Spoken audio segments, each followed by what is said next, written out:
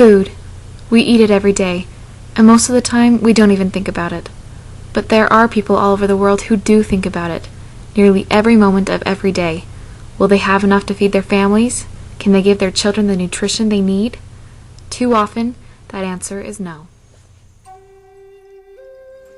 In the summer of 2008, I joined a small team of newly graduated students. There were 4 of us, all with degrees in the health field. One of the students' fathers was a doctor who had spent time in Ecuador and Guatemala as a young man, and had always wanted to do something for the people he had met.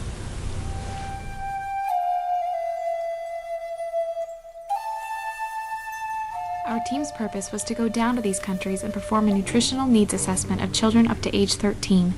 Measuring height and weight, we would see where malnutrition was greatest and focus the efforts of our grassroots organization there. Our first stop, Cuenca, Ecuador.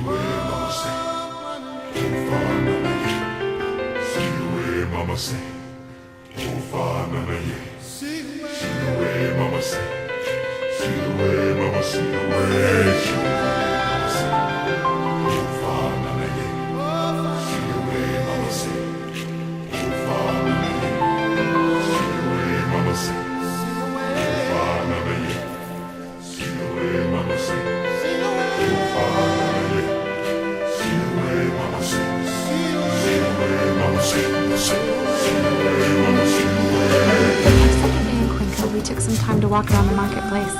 Beautiful fruits and vegetables lined the streets in carts and on tables. Huge cuts of meat hung from racks, whole pigs even, and fresh bread, rolls, and tortillas were everywhere.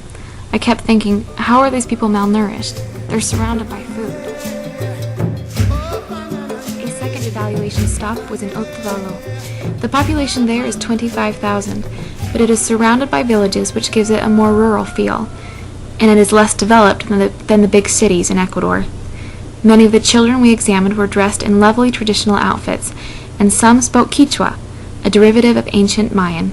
Many lived in the mountains, and they had walked hours to see us. Here in Otavalo, there's a beauty in their humility, an exquisite simplicity in the way they live their lives. I loved it in Otavalo.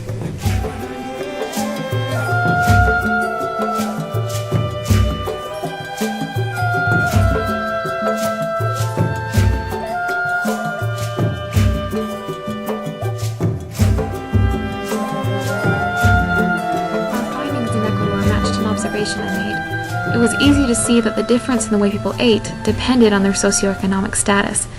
More fruit, vegetables, dairy, whole grains, and consistent protein directly correlated with income.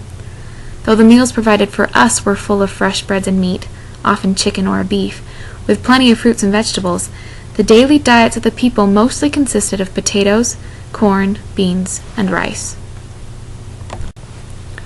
Large disparities between rich and poor are a persistent fact of life in Ecuador. I found out that while the government has tried to address these disparities with some success, their financial struggles as a country, mainly in the need to pay off their national debt, has made it difficult to fund programs that would help their poor.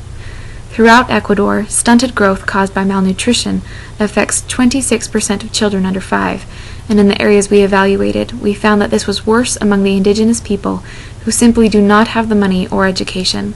Otavalo and Santo Domingo had higher rates of children with low BMI compared to Cuenca.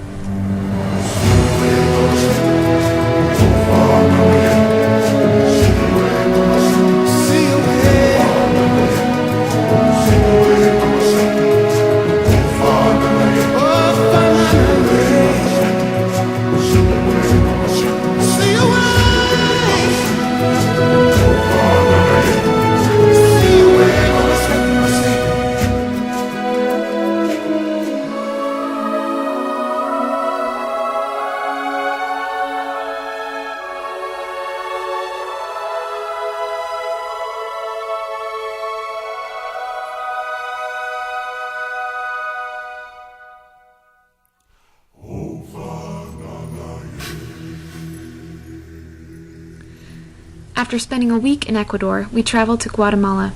Our first evaluation stop was in Quetzaltenango. As the sun rose, I was struck by the beauty of Guatemala, more lush and green than I had ever seen in my life, but I also noted that it seemed poorer here than what we had seen in Ecuador. As I looked out the window, though, I was amazed. We passed field after field of vegetables. Someone even told me they were the vegetable capital of the world. This food was everywhere, but the people weren't the ones who ate it. Those who worked in the fields sold it because they needed the money. Thus, their children ate more basically: rice drinks, eggs at times, and a corn mush mixture. Our next stops were in Momostenango and San Felipe. In both of these areas, economic disparity was quite apparent. After our evaluation in San Felipe, some church and community leaders took us out to dinner. They took us to a resort called Los Hostelos del Itra. As we ate, they noticed my fascination with the mariachi band. They were called over and played Cielito Lindo at my request. The whole experience was beautiful and exquisite, but I couldn't help but contrast the more primitive lifestyles we had just seen that afternoon to the decadence and luxury that surrounded me.